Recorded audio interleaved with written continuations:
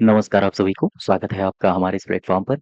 आज के इस वीडियो में हम डिस्कस करेंगे एनवायरनमेंट और साथ ही साथ डिज़ास्टर मैनेजमेंट। यहाँ से महत्वपूर्ण सवाल और कुछ महत्वपूर्ण सवाल और साथ ही साथ इसमें हम आपको कुछ महत्वपूर्ण फैक्ट्स बताएँगे, उनको आपको याद रखना है, ठीक है? तो चलिए शुरुआत करते हैं क्वेश्चन नंबर 1 से। सबसे पहला क्वेश्चन देखो, ध्यान से पढ़ो इसको। कह रहा है कि उस प्रक्रिया का नाम बताओ जिसमें तालाब और झील जैसे जलाशय हों और उसमें मानव की विभिन्न गतिविधियों के कारण पोषक तत्वों से वो समृद्ध होता जाए, तो वो प्रक्रिया क्या कहलाती है? ये अपरदन नहीं कहलाता है, या फिर सुपोषण है, या फिर अवसादन है, या फिर छनन है। इसे कहा जाता है सुपोषण। इसे ही कहते हैं इंग्लिश में यूट्रोफिकेशन। ठीक है? तो सुपोषण का सीधा-सा आशय होता है कि वर्धित पादप वृद्धि और उसके पश्चात जल में ऑक्सीजन की कमी होती जाती है और इसी प्रक्रिया को हम कहते हैं सुपोषण। ये आप सबने पढ़ा होगा। अब यहाँ पर 2-3 फैक्ट्स देखो, जस्ट वेट। देखो, सुपोषण क्या है? सुपोषण है वर्धित पादप वृद्धि और उसके पश्चात जल में ऑक्सीजन की कमी होना। जल निकायों में सुपोषण का कारण क्या होता है? ये इम्पोर्टेंट फैक्ट है, आप याद रखोगे इसको। जल निकायों में सुपोषण का कारण क्या होता है? आप बताओगे पोषक तत्वों का अत्यधिक निर्वहन होना। अच्छा, अगर हम आपसे पूछें झीलों में यूट्रोफिकेशन के लिए अनिवार्य उपस्थिति किसकी होनी चाहिए? फिर से समझो, झीलों में यूट्रोफिकेशन के लिए अनिवार्य उपस्थिति होनी चाहिए नाइट्रोजन और फास्फोरस की। ये जो शब्द है यूट्रोफिकेशन, ये वेबर साहब ने 1907 में इसको इजाद किया था। ये जर्मन के वैज्ञानिक थे। ठीक है? इसके अलावा अब आ जाओ क्वेश्चन नंबर दूसरे में। तो पहले का सही उत्तर हो जाएगा बी ऑप्शन। क्वेश्चन नंबर दूसरा क्या कह रहा है? सेकंड। सेकंड में कहा गया है कि उत्तर प्रदेश जल प्रदूषण निवारण एवं नियंत्रण बोर्ड का गठन किस तिथि को किया गया था? ये किया गया था 3 फरवरी 1975 को। अब यहाँ पर 2-3 फैक्ट्स मैं आपसे साझा कर लेता हूँ, इनको याद रखना। बात हो रही है उत्तर प्रदेश प्रदूषण नियंत्रण बोर्ड की, ठीक है? उत्तर प्रदेश प्रदूषण नियंत्रण प्रदूषण नियंत्रण बोर्ड। उत्तर प्रदेश प्रदूषण नियंत्रण बोर्ड के संदर्भ में एक तो बात आप याद रखोगे, ये जो संस्था है, ये एक वैधानिक संगठन है।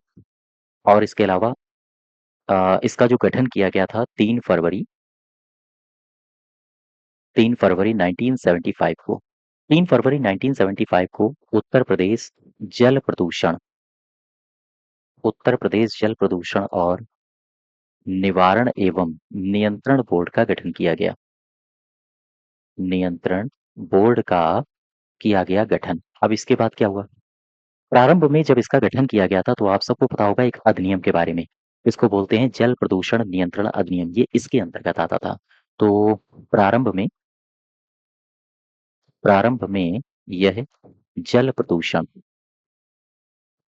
जल प्रदूषण और नियंत्रण जो अधिनियम है 1974 का, 1974 के अंतर्गत आता था। ठीक है? यहाँ तक बात क्लियर हो गई। इसके बाद फिर क्या हुआ? इसके बाद एक तारीख आती है 13 जुलाई 1982। 13 जुलाई 1982, 1982 में क्या हुआ? 1982 में हुआ ये कि इसे ही उत्तर प्रदेश प्रदूषण नियंत्रण बोर्ड, ठीक है? बोर्ड के रूप में नामित किया गया। बोर्ड के रूप में इसे नामित किया गया। यहाँ तक बात समझ पाए? क्लियर होगी बात? अच्छा, इसमें ये जो बोर्ड है, इसे शक्तियाँ और कार्य इसे सौंपे गए हैं। आप सबको पता होगा। अब अगर इसे शक्तियाँ और कार्य सौंपे गए हैं, तो सवाल हमारा ये है कि किस अधिनियम के तहत सौंपे गए हैं? 1977 में एक अधिनियम आया था। 1977 में कौन-सा था? इसको बोलते हैं जल उपकर अधिनियम।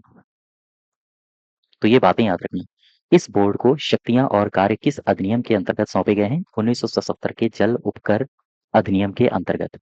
और अगर आपसे पूछे इसी बोर्ड को जिम्मेदारियाँ किस अ, अधिनियम के अंतर्गत सौंपी गई हैं?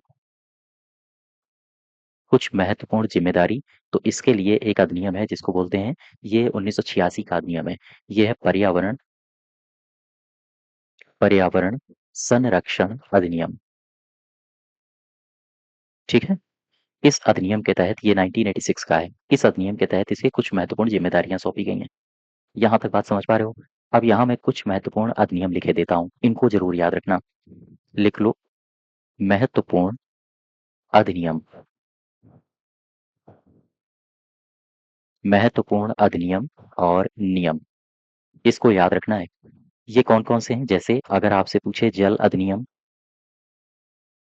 जल अधिनियम का मतलब है प्रदूषण और नियंत्रण, ठीक है? 1974 में, रटे होने चाहिए ये। फिर मैंने लिखा जल उपकर अधिनियम, ये कब आया? 1977 में। क्या बता सकते हो वायु अधिनियम, ये कब आया? आप बताओ। 1981, 1981। ये तो पता ही होगा। पर्यावरण संरक्षण अधिनियम, पर्यावरण संरक्षण अधिनियम, ये कब आया? 1986 में, ठीक है?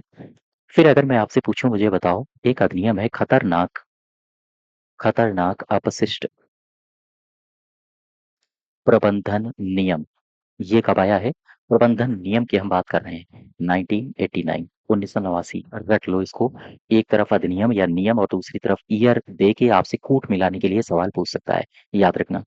खतरनाक के बाद एक मैं और लिखता हूँ, आपने शायद पढ़ा हो, जैव चिकित्सा जैव चिकित्सा अपशिष्ट नियम, ये कब आए हैं? 1998 में, ठीक है? और आगे बढ़ो। एक कुछ महत्वपूर्ण नियम बनाए गए हैं जिसको बोलते हैं खतरनाक रसायनों के निर्माण और भंडारण एवं आयात संबंधी नियम, आयात संबंधी नियम।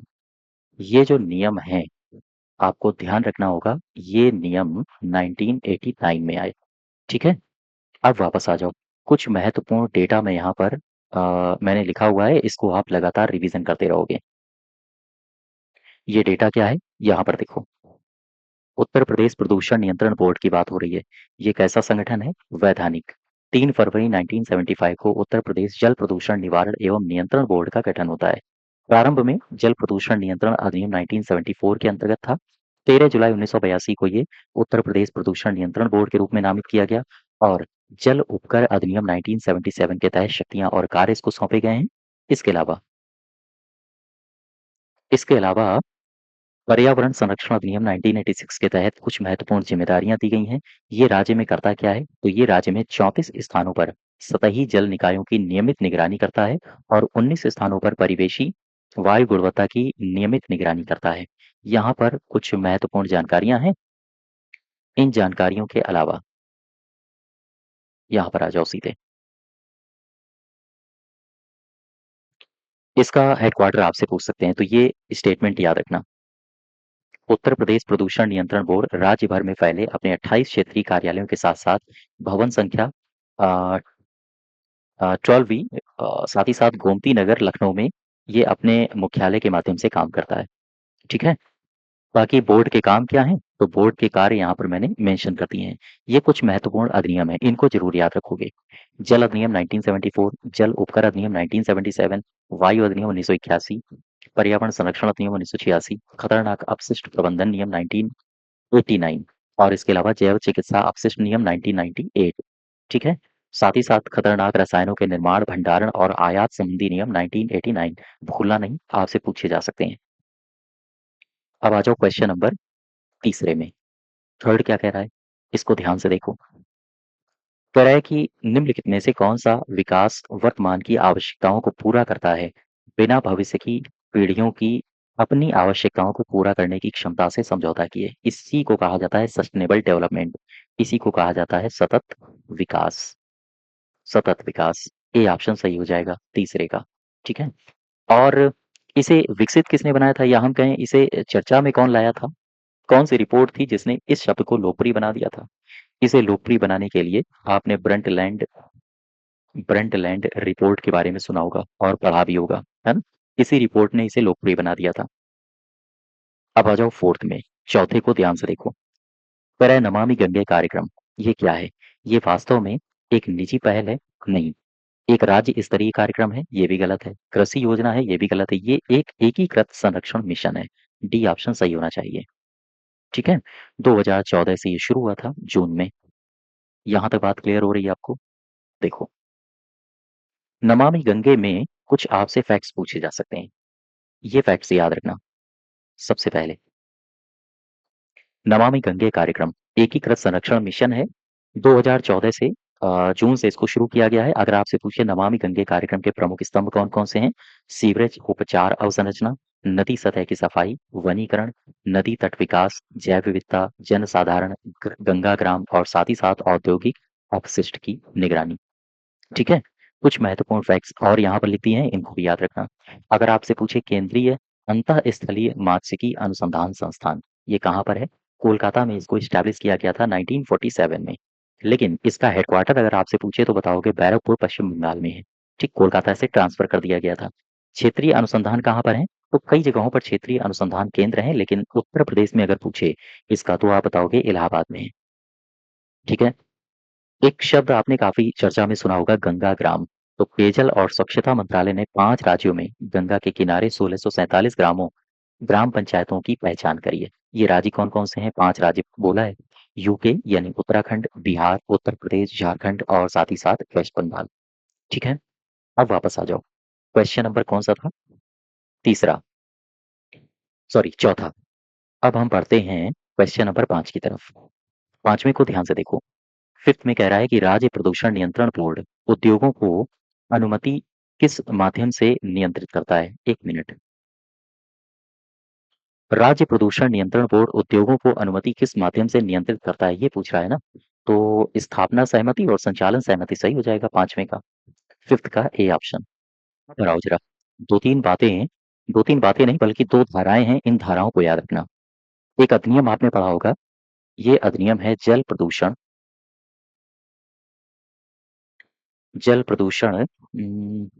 की रोकथाम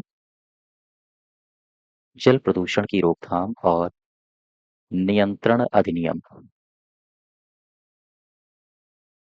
ठीक है? ये कब आया था? 1974 को, 1974। यहाँ से 2 धाराएँ आपको याद रखनी हैं, ये एग्ज़ाम में बहुत रिपीट होती हैं।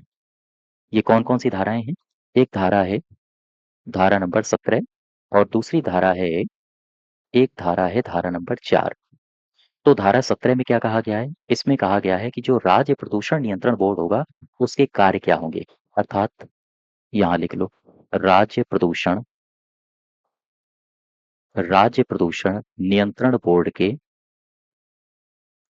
के कार्य का निर्धारण। ठीक है? ये कहाँ पर किया गया है? यहाँ पे। और कौन सी धारा है जिसमें राज्य प्रदूषण नियंत्रण बोर्ड के गठन के बारे में जिक्र है? तो धारा है 4, लिख लो। राज्य प्रदूषण नियंत्रण बोर्ड नियंत्रण बोर्ड का गठन। बस ये 2 बातें याद रखो। अब वापस आ जाओ। अपने क्वेश्चन में 5वें का हो जाएगा ए ऑप्शन। 5वें के बाद हम आपको लिए चलते हैं 6 में। 6 को ध्यान से देखो। कह रहा है कि राष्ट्रीय परिवेशी वायु गुणवत्ता मानक NAAQS, इसको बोलते हैं national ambient air quality standard. ठीक है? के संबंध में ये स्टेटमेंट्स दिए हैं, कौन सा कथन है जो सही है? पहला स्टेटमेंट कह रहा है राष्ट्रीय परिवेशी वायु गुणवत्ता मानक केंद्रीय जल आयोग द्वारा निर्धारित जल गुणवत्ता के मानक हैं। क्या ये बात सही है? जल गुणवत्ता के मानक हैं। जल गुणवत्ता के मानक हैं, ये कह रहा है। यहाँ लिखा है वायु गुणवत्ता मानक, है ना? फिर सेकंड में आ जाओ, राष्ट्रीय परिवेशी वायु गुणवत्ता मानक नगर पालिका द्वारा निर्धारित ध्वनि प्रदूषण के मानक हैं। अरे भाई, ऐसा तो होगा ही नहीं, ये भी गलत हो गया। राष्ट्रीय परिवेशी वायु गुणवत्ता मानक राज्य सरकारों के द्वारा निर्धारित मृदा गुणवत्ता के मानक हैं। ऐसा भी नहीं है, गलत है। राष्ट्रीय परिवेशी वायु गुणवत्ता मानक केंद्रीय प्रदूषण नियंत्रण बोर्ड CPCB द्वारा निर्धारित वायु गुणवत्ता के मानक हैं और ये पूरे देश में लागू होते हैं। ये सही है, डी ऑप्शन। यहाँ तक बात समझ पाए आप हमारी? और आगे बढ़ो। आगे बढ़ने का मतलब है इसी में 2-4 फैक्ट्स मैं एक्स्ट्रा आपको बताता हूँ। ये फैक्ट्स याद रखना। बात हो रही है NAAQS की। क्या कहते हैं इसको? इसको बोलते हैं राष्ट्रीय परिवेशी वायु गुणवत्ता मानक, national ambient air quality standards. ठीक है? अब सवाल अगर हम आपसे पूछें कि मुझे बताओ ये क्या है? ये वायु गुणवत्ता के मानक हैं। क्या है ये? ये है वायु गुणवत्ता के मानक। अब वायु गुणवत्ता के मानक हैं तो किसी न किसी के द्वारा निर्धारित किए गए होंगे। हाँ, किसके द्वारा निर्धारित हैं? क्या बता सकते हो? ये भी सवाल पूछे जा सकते हैं। एक-एक पॉइंट आपको याद रखना है। किसके द्वारा निर्धारित है? आप बताओगे सीपीसीबी। सीपीसीबी बोले तो केंद्रीय प्रदूषण नियंत्रण बोर्ड नियंत्रण बोर्ड द्वारा निर्धारित वायु गुणवत्ता के मानक हैं। ये कहाँ पर लागू होते हैं? तो आप बताओगे ये लागू हैं पूरे देश में, पूरे देश में, पूरे भारत में ये लागू हैं। ठीक है? और पहली बार ऐसे मानकों को कब विकसित किया गया था? ये भी याद रखो। पहली बार इन्हें विकसित किया गया था। विकसित किया गया। ये वायु अधिनियम के तहत विकसित किए गए थे। वायु अधिनियम का मतलब वायु प्रदूषण और नियंत्रण अधिनियम के तहत 1982 में, 1982 में। फिर इसके बाद क्या हुआ? 1994 में संशोधन हुए, 1998 में संशोधन हुए, 1994-98 में संशोधन हुए। इसके बाद अभी जो नवीनतम संशोधन है, नवीनतम संशोधन, ये कब हुआ है? ये हुआ है 2009 में। इसको याद रखना। और इसमें 12 प्रदूषकों को जोड़ा गया। इसमें 12 प्रदूषक को शामिल किया गया। ये 12 प्रदूषक कौन-कौन से हैं? आओ ज़रा नए पेज में देख लो। याद रखना PM10, पीएम पार्टिकल्स का नाम आपने सुना होगा। PM 2.5, इसके अलावा NO2, SO2, साथ ही साथ कार्बन मोनोऑक्साइड और ओजोन। ओजोन के अलावा NH3, इसके अलावा पीबी मतलब लेड, इसके अलावा बेंजीन भी है इसमें। बेंजीन के अलावा यहाँ पर है बेंजोपाइरीन। ठीक है? इसको भी शामिल किया गया है और आर्सेनिक को भी ले सकते हो आप। आर्सेनिक के अलावा यहाँ पर निकेल को भी शामिल किया गया है। तो कितने हो गए? 1 2 3 4 5 6 7 8 9 10 11 12, टोटल हो गए 12। इन 12 को याद रखना है। ठीक है? अब आ जाओ जरा 2-3 फैक्ट्स और एक्स्ट्रा देखो। यहाँ पर एक लिस्ट मैंने दी है, इसको याद रखना। देखो, जो मैंने अभी बताया है वो सारी बातें इस पीडीएफ में मिल जाएगी। पीडीएफ कहाँ मिलेगी आपको? टेलीग्राम में, और अगर आप हमारे पेड बैच से हैं तो आपको पेड बैच में मिल जाएगी। ठीक है? राष्ट्रीय परिवेशी वायु गुणवत्ता मानक NAAQS, national ambient quality air quality standards, ये केंद्रीय प्रदूषण नियंत्रण बोर्ड द्वारा निर्धारित वायु गुणवत्ता का मानक है। बात सही है। पूरे देश में लागू है। बात सही है। 1982 में पहली बार मानक विकसित किए गए थे वायु अधिनियम के अंतर्गत। वायु अधिनियम का मतलब वायु प्रदूषण और नियंत्रण अधिनियम की हम बात कर रहे हैं। 1994-98 में इन्हें संशोधित किया गया। ठीक है?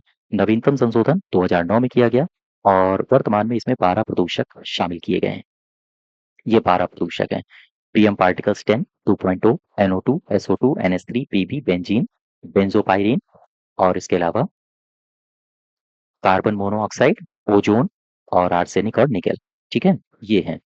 ये 12 के 12 पॉल्यूटेंट्स दिए हैं यहाँ पर, आर्सेनिक और निकेल, इनको याद रखना। अब यहाँ पर आओ जरा। अ, मैं इसमें एक बात आपको बताने वाला हूँ।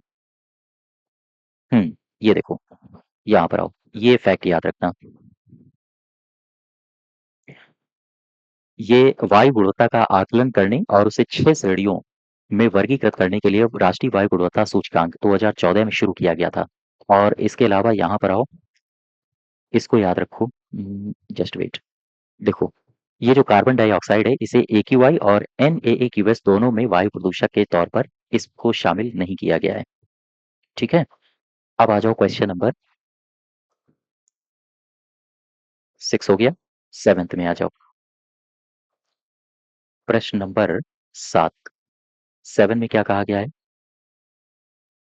इसमें कह रहा है कि राष्ट्रीय आपदा प्रतिक्रिया बल NDRF की स्थापना ये कब हुई थी? पता है आपको?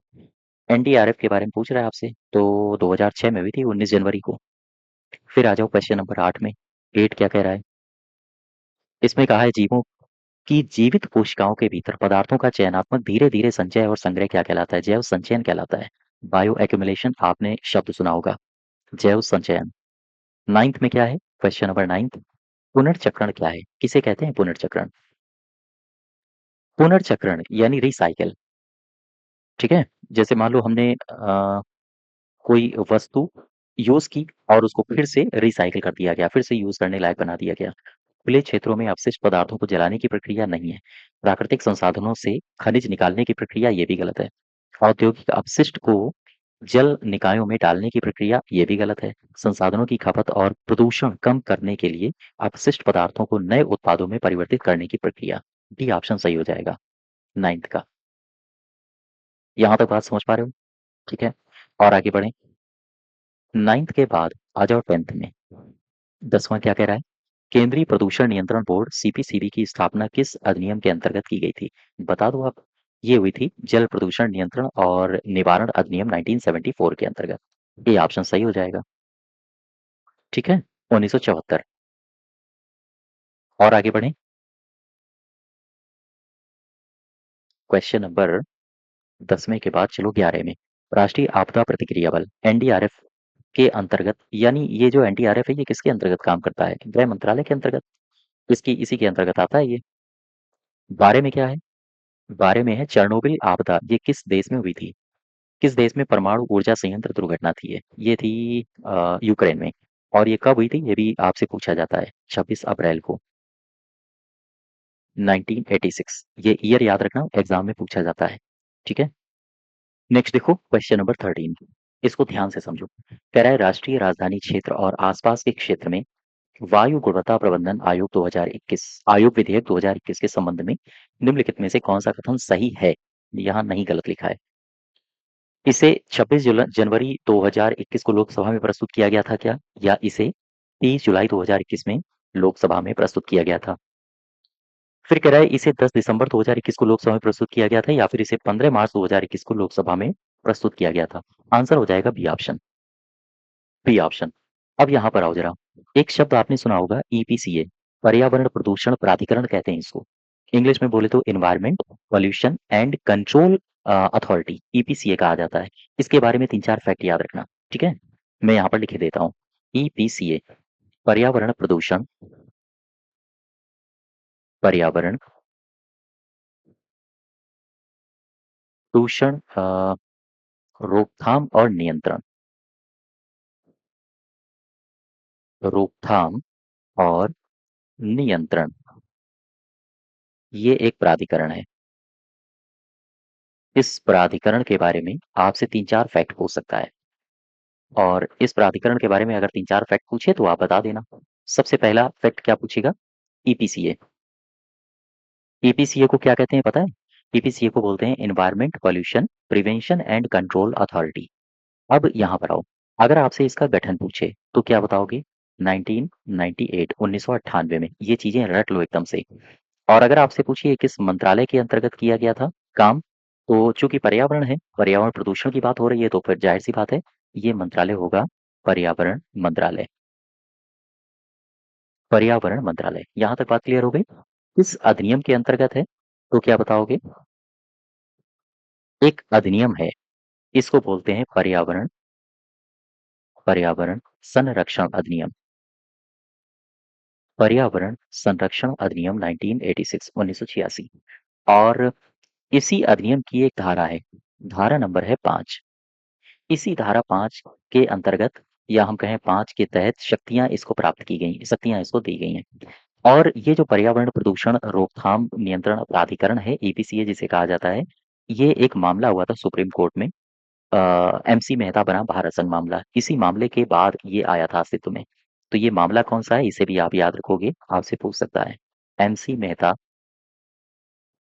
एमसी मेहता बनाम भारत संघ, भारत संघ मामला। ठीक है, ये किस क्षेत्र को कवर करता है प्राधिकरण? तो आप बताओगे दिल्ली, दिल्ली, दिल्ली एनसीआर के क्षेत्र को ये कवर करता है। और इसके पास क्या स्वतः संज्ञान ले लेने की शक्ति है, सामर्थ्य है? तो आप बताओगे हाँ। ठीक है, यहाँ तक बात क्लियर हो गई? तो ये कुछ महत्वपूर्ण फैक्ट्स हैं, यहाँ पर मैंने लिख दिए हैं, इनको आप याद रखना। आई होप यहाँ तक सारी बातें आप समझ गए होंगे। देखो ये बातें लिखी गई हैं, इनको याद रखना। पर्यावरण प्रदूषण रोकथाम और नियंत्रण प्राधिकरण EPCA, environment pollution prevention and control authority, इसका गठन 1998 में हुआ। मंत्रालय पर्यावरण मंत्रालय है। अधिनियम पर्यावरण संरक्षण अधिनियम 1986 की धारा 5 से इसको शक्तियां प्राप्त होती हैं।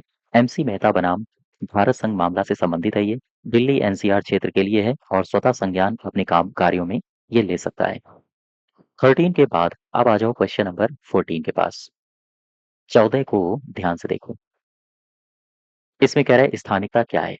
स्थानिकता एंडेमिज्म कहा जाता है इसको, और ये कॉन्सेप्ट के लिए एक पर्यावरणविद हुए हैं पैंडोल साहब, ये इसी से संबंधित है। तो स्थानिकता क्या है? प्रजातियों का एक क्षेत्र से दूसरे क्षेत्र में प्रवास, ये तो स्थानिकता नहीं हुआ। प्रजातियों का ठंडी जलवायु परिस्थितियों के अनुसार अनुकूल होना, नहीं। किसी प्रजाति की किसी निश्चित भौगोलिक क्षेत्र तक सीमित होने की पारिस्थितिक अवस्था, यही सही होगा। सी ऑप्शन ठीक है। और आगे बढ़ो, 15 के पास चलो। 15 क्या कह रहा है? भारतीय पशु कल्याण बोर्ड की स्थापना किस अधिनियम के अंतर्गत की गई थी? भारतीय पशु कल्याण बोर्ड की इस्टेब्लिश किया गया था किस अधिनियम के अंतर्गत? ये अधिनियम है पशुओं के प्रति क्रूरता निवारण अधिनियम 1960। याद कर लो इसको। ठीक है, 1960 का एक्ट है। अब यहाँ पर आओ, दो तीन बातें मैं आपको बताता हूँ। कौन सा बोर्ड था? इस बोर्ड का नाम है भारतीय पशु कल्याण बोर्ड। कल्याण बोर्ड। ये जो भारतीय पशु कल्याण बोर्ड है, आप बताओ ये किस एक्ट के अंतर्गत आया है? तो बताओगे 1960 का ये एक्ट है। इसको बोलते हैं पशुओं के प्रति क्रूरता, पशुओं के प्रति क्रूरता निवारण अधिनियम। ठीक है, ये अधिनियम है। ये कहाँ बना? ये हम कहें इसका हेडक्वार्टर कहाँ पर है? तो आप बताओगे इसका हेडक्वार्टर है, आपने बल्लभगढ़ का नाम सुना होगा। बल्लभगढ़ ये कहाँ पर है? हरियाणा में। तो ये यहीं पर है। और पहले इसका हेडक्वार्टर कहाँ होता था? पहले होता था चेन्नई में। चेन्नई से इसको हरियाणा कर दिया गया। ठीक है, चेन्नई। इसकी स्थापना कब हुई है? इसको इस्टेब्लिश किया गया था 1962, 1962 में। अब वापस आ जाओ। 15 के बाद चलो चलते हैं 16 में। 16 को ध्यान से देखो, सिंपल क्वेश्चन है। कह रहा है अपघटक के बारे में निम्नलिखित में से कौन सा सही है? बता दो। ये अपना भोजन स्वयं बनाते हैं, कौन सा सही है ये पूछ रहा है। और ये मृत और सड़े गले कार्बनिक पदार्थों पर निर्भर रहते हैं। इसके अलावा कह रहा है ये मृत, ठीक है, ये अन्य जीवों का शिकार करते हैं, या फिर ये केवल जल में रहते हैं। आंसर बी सही होना चाहिए 16 का। ये मृत और सड़े गले कार्बनिक पदार्थों पर निर्भर रहते हैं। ठीक है। अब घटक की एक विशेषता होती है, ये खाद्य श्रृंखला में अगले पोषण स्तर तक ऊर्जा को स्थानांतरित नहीं करते हैं। ये स्टेटमेंट याद रखना, एग्जाम में पूछा जाता है। 17 क्या है? इसमें कह रहा है कि अम्ल वर्षा से क्या अभिप्राय है? ऐसा वर्षण जिसमें सल्फ्यूरिक एसिड और नाइट्रिक एसिड की उच्च मात्रा होती है। बात यहीं पर खत्म हो गई। 17 का यही सही हो जाएगा, यही है ना? 17 के बाद आ जाओ 18 में। 18 क्या कह रहा है? इसमें कहा है उत्तर प्रदेश प्रदूषण नियंत्रण बोर्ड का मुख्य कार्यालय ये गोमती नगर में है। तो कह रहा है कि किस शहर में है, ये मुझे बता दो। अभी अभी आपने पढ़ा था, ये है लखनऊ में। 19 क्या है? 19 में है निम्नलिखित में से कौन सा शब्द उस तरल अपशिष्ट या मल जल के लिए प्रयोग होता है जो किसी स्रोत से निकलकर जलाशयों को दूषित करता है? क्या बता सकते हो? जो किसी स्रोत से निकलकर जलाशयों को प्रदूषित करता है, इसे को बोलते हैं बहिस्राव। तो यहाँ पर कोई ऑप्शन तो है नहीं। डी में देखो जरा। हाँ, डी ऑप्शन सही हो जाएगा। ठीक है, अब आ जाओ 20 में। 20, अच्छा यहाँ पर एक फैक्ट याद रखना, मैं लिखे देता हूँ। एक वर्ष है 1989, 1989। ये वर्ष क्यों महत्वपूर्ण है आपके लिए? इस वर्ष को याद ऐसे रखोगे, अगर आपसे एक अधिनियम पूछ ले, इस अधिनियम का नाम है परिसंकटमय अपशिष्ट अपशिष्ट प्रबंधन अधिनियम। ये कब आया था? 1989। ठीक है। और एक अधिनियम और है 1986 का, 1986, ये तो आप सबको पता होगा। इसको बोलते हैं, ये पर्यावरण संरक्षण वाला है, पर्यावरण संरक्षण अधिनियम। ठीक है, अधिनियम। यहाँ से एक सवाल आपसे पूछा जा सकता है। आपसे पूछा ये जाएगा, जो अपशिष्ट प्रबंधन है, अपशिष्ट प्रबंधन, ये किसके अंतर्गत किया जाता है? ये किया जाता है 1986 अधिनियम के अंतर्गत। अब वापस आ जाओ 20 में चलो। 20 तो हो गया। नहीं नहीं, 20 नहीं हुआ अभी। 20 को ध्यान से देखो। कह रहा है उत्तर प्रदेश प्रदूषण नियंत्रण बोर्ड एक ऐसा संगठन है, ये वैधानिक है। अभी अभी मैंने आपको सबसे पहला क्वेश्चन यही बताया था उसकी एक्सप्लेनेशन में। 21 को देखो। 21 कह रहा है कि 2004 की हिंद महासागर सुनामी के संबंध में ये स्टेटमेंट दिए हैं, बताओ मुझे कौन सा सही है। ये 15 अगस्त 2004 को आई थी सुनामी, नहीं गलत है। 1 जनवरी भी गलत है, 1 अक्टूबर भी गलत है, ये 26 दिसंबर 2004 को हुई थी ये घटना।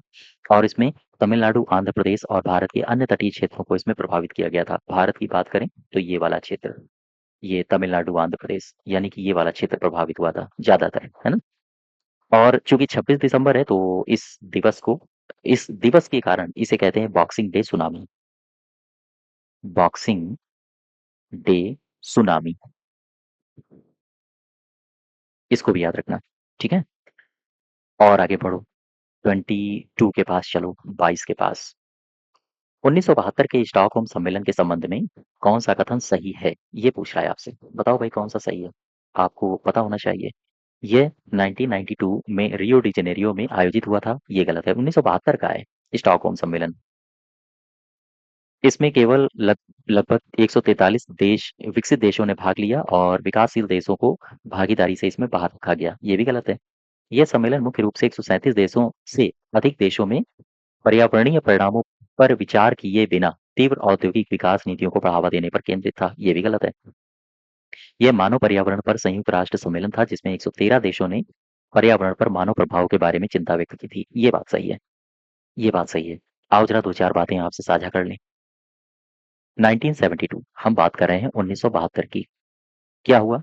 स्टॉकहोम सम्मेलन हुआ। स्टॉकहोम सम्मेलन हुआ, ठीक है? कन्फ्यूज़ मत होना, ध्यान देना बस। 1972 में क्या हुआ? स्टॉकहोम सम्मेलन। तारीख मुझे बताओ, बता सकते हो? 5 से लेकर 16 जून 1972, 1972। और इसमें क्या-क्या हुआ? इसमें 113 देशों ने भाग लिया। देशों ने इसमें भाग लिया। ये जो मैं फैक्ट्स लिख रहा हूँ याद होने चाहिए आपको, ठीक? और यही वो सम्मेलन है, इसके बारे में कहा जाता है यही वो पहला सम्मेलन था, पहला सम्मेलन था जिसके शीर्षक में जिसके शीर्षक में पर्यावरण शब्द शामिल किया गया। पर्यावरण इसमें शब्द शामिल किया गया। ये स्टेटमेंट याद रखना। और इसमें नारा क्या दिया गया था? नारा था ओनली ओनली वन अर्थ। बस इतनी सी बातें हैं, याद रखो। अब वापस आ जाओ। 22 के बाद चलो चलते हैं 23, 23 के पास। कह रहा है हरित प्रौद्योगिकी क्या है? ग्रीन टेक्नोलॉजी पूछ रहा है, तो ऐसी प्रौद्योगिकी जिसमें पर्यावरण प्रदूषण हो, ऐसा गलत है। ऐसी प्रौद्योगिकी जो बड़ी मात्रा में जीवाश्म ईंधन का प्रयोग करे, गलत है। ऐसी प्रौद्योगिकी जिसका इस्तेमाल अंतरिक्ष अन्वेषण में किया जाए, गलत है। ऐसी प्रौद्योगिकी जिसका इस्तेमाल पर्यावरण पर न्यूनतम प्रभाव हो, ठीक है? जिस जिस प्रौद्योगिकी का इस्तेमाल करके पर्यावरण कम से कम प्रभावित हो, जो पर्यावरण संरक्षण में सहायता करे, उस प्रौद्योगिकी को हम कहते हैं हरित प्रौद्योगिकी। डी ऑप्शन सही हो जाएगा। यहाँ तक कोई दिक्कत? और आगे बढ़ो, 4 में आ जाओ, सॉरी 24 में आ जाओ। राष्ट्रीय जैव विविधता प्राधिकरण का हेडक्वार्टर कहाँ पे है? आप बताओ। ये अ, चेन्नई में है क्या? हाँ, ठीक है, चेन्नई में ही है। 24 का बी ऑप्शन, ठीक है? और ये जो प्राधिकरण है, ये कब आया था? 2003 में। राष्ट्रीय जैव विविधता प्राधिकरण। 24 के बाद चलते हैं 25 में। राष्ट्रीय हरित प्राधिकरण अधिनियम 2010 भारत के संविधान के कौन से आर्टिकल के प्रावधान के अंतर्गत इसे अधिनियमित किया गया था? आर्टिकल 21 है, जो लाइफ वाला है, स्वच्छ पर्यावरण में रहने का अधिकार, तो 25 का हो जाएगा बी ऑप्शन। 26 देखो, 26 में क्या कह रहा है?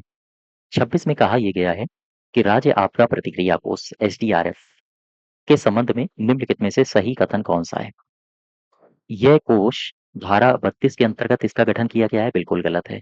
धारा 48 ए सही होगा। 60 भी गलत है, धारा 45 भी गलत है। ये सारी धाराएँ आपने रट रखी होंगी, है ना? तो 48 में क्या है? धारा 48 में लिखा गया है राज्य सरकार कई सारी निधियों का गठन करती है, जैसे राज्य आपदा मोचन निधि, जिला आपदा मोचन निधि आदि। तो 26 का हो जाएगा यहाँ पे बी ऑप्शन। 26 के बाद चलो 27 में। 27 में कह रहा है कि पृथ्वी के औसत वैश्विक तापमान में मुख्यतया मानव गतिविधियों के कारण होने वाली वृद्धि को क्या कहा जाता है? इसे कहा जाता है वैश्विक तापन। इसे ही ग्लोबल वार्मिंग कहा जाता है। Global warming. और ये जो ग्लोबल वार्मिंग शब्द है, इसको गढ़ा किसने था? ये सवाल आपसे पूछ सकता है। याद रखना, इन साहब का नाम है वॉलेस स्मिथ स्मिथ ब्रोकर। ठीक है, 2019 में इनकी मृत्यु हो गई है। और वैश्विक तापन यानी कि तापमान बढ़ रहा है, तो तापमान कहाँ बढ़ता है? ये बढ़ता है क्षोभ मंडल, और हम यहीं पर रहते हैं।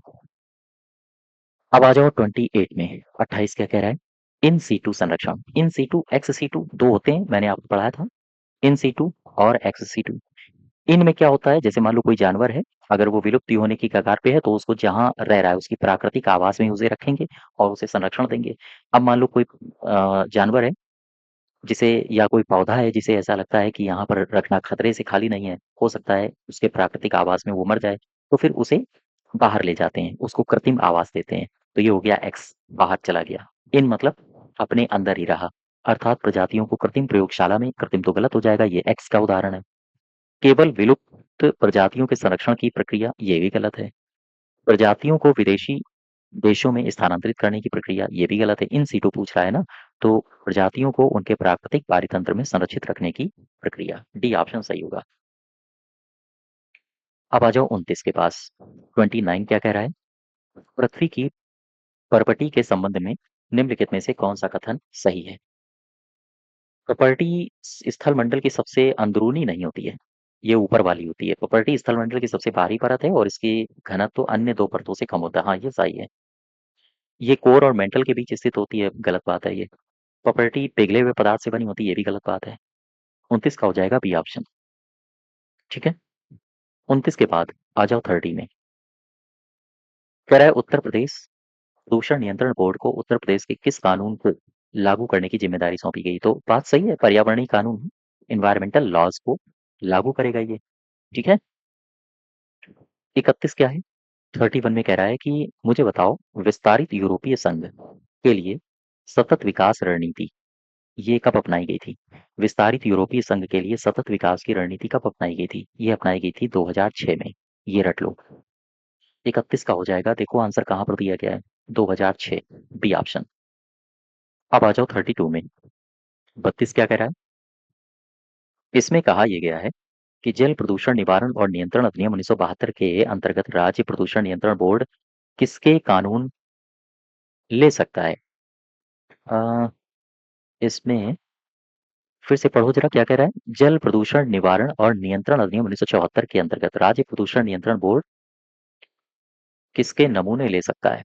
ये पूछ रहा है ना। ये कानून है, ये कानून है, इसके अंतर्गत राज्य प्रदूषण नियंत्रण बोर्ड किसके नमूने ले सकता है?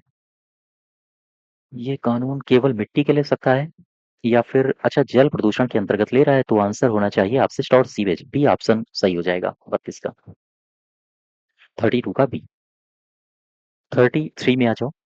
33 में क्या कह रहा है? राष्ट्रीय हरित प्राधिकरण की स्थापना कब हुई? रट लो, ये चीजें फैक्ट हैं, एक बार अगर रट लिया तो फिर ये बार बार एग्जाम में पूछी जाती हैं, है ना? 18 अक्टूबर 2010। ठीक, 33 का हो जाएगा बी ऑप्शन। 33 के बाद आ जाओ 34 में। क्या कह रहा है? चट्टानों के छोटे छोटे कणों में टूटने की प्रक्रिया को क्या कहते हैं? इसे कहते हैं अपक्षय, यानी कि बी ऑप्शन 34 का। 34 के बाद आ जाओ 35 में। 35 में ध्यान से देखो। कल्प वृक्ष एक भारतीय गैर सरकारी संगठन है। इसकी स्थापना किस वर्ष हुई थी? ये पर्यावरण जागरूकता के क्षेत्र में काम करता है। तो इसकी स्थापना हुई थी 1979 में। ठीक है, 1979 में। अब यहाँ पर दो फैक्ट और याद रखो। कौन कौन से? एक फाउंडेशन और है, इसको बोलते हैं go green save earth foundation. Earth foundation, ये जो go green save earth foundation है, ये यूपी का पर्यावरण का एनजीओ है। ठीक है, और इसका अगर आपसे कार्यालय पूछ दे तो क्या बताओगे? लखनऊ में। एक और एनजीओ है, आपने नाम सुना होगा, दीप लाया एनजीओ, और ये दिल्ली में स्थित है। दिल्ली स्थित है, और ये वृक्षारोपण के लिए काम करता है। ठीक है, वृक्षारोपण के लिए। तो आम तौर पर उत्तर प्रदेश में भी ये वृक्षारोपण के काम वगैरह देखता है। 1979 में इसको एस्टैब्लिश किया गया था। यहाँ तक बात समझ पा रहे हो? अब आ जाओ वापस अपने फिर से क्वेश्चन में। क्वेश्चन नंबर 36 के पास चलो इस बार। क्वेश्चन नंबर 36, इसको ध्यान से पढ़ो, क्या कह रहा है? 36 में कहा है राष्ट्रीय चक्रवात जोखिम न्यूनीकरण परियोजना। गौर करना जरा। राष्ट्रीय चक्रवात जोखिम न्यूनीकरण परियोजना एनसीआरएमपी के संबंध में निम्नलिखित में से कौन सा कथन सही है? ये बिना किसी बाहरी सहायता के राज्य द्वारा वित्त पोषित होता है, गलत है ये। यह केवल गैर सरकारी संगठनों द्वारा वित्त पोषित कार्यक्रम है, गलत है ये। यह चक्रवात राहत हेतु निजी पहल है, ये भी गलत है। यह एक केंद्र प्रायोजित योजना है जिसे विश्व बैंक सहायता कर रहा है, ये बात सही है। 36 का डी ऑप्शन ठीक है। 36 का डी ऑप्शन। मैं आपको लिए चलता हूं क्वेश्चन नंबर 36 में कुछ महत्वपूर्ण फैक्ट्स याद रखो। देखो, ये फैक्ट्स दिए गए हैं, इन फैक्ट्स को याद रखना। बात हो रही है राष्ट्रीय चक्रवात जोखिम न्यूनीकरण परियोजना की, एनसीआरएमपी की। सरकार ने राष्ट्रीय चक्रवात जोखिम न्यूनीकरण परियोजना को मंजूरी दी है और इसका जो उद्देश्य है वो है चक्रवात प्रभावित राज्यों में तटीय इकोसिस्टम के संरक्षण के साथ तालमेल स्थापित करना। ठीक। ये कितने चरणों में लागू किया गया, ये सारी बातें मैं आपको थ्योरी क्लास में बता चुका हूँ। प्रथम चरण कब लागू हुआ और इसके अलावा द्वितीय चरण कब से लागू हुआ, कितने राज्यों में ये फैला हुआ है, ये सारी बातें आपने याद रखी होंगी।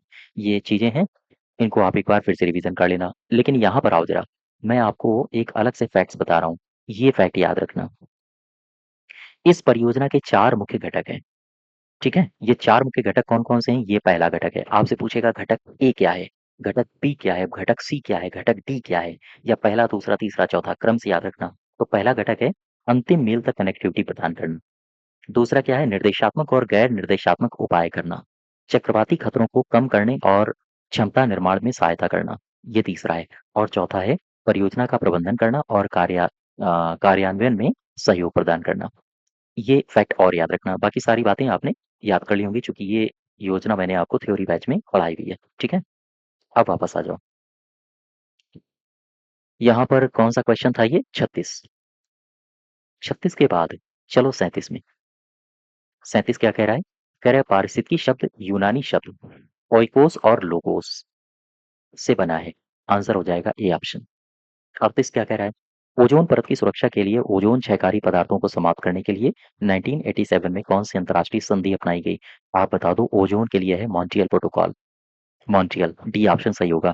क्योटो ये कब हुआ? 1997 में।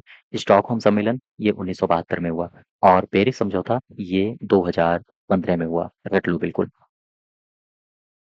39 क्या है? 39 में कह रहा है राष्ट्रीय आपदा प्रबंधन केंद्र की स्थापना ये कब हुई थी? पता है आपको? 1995 में, 1995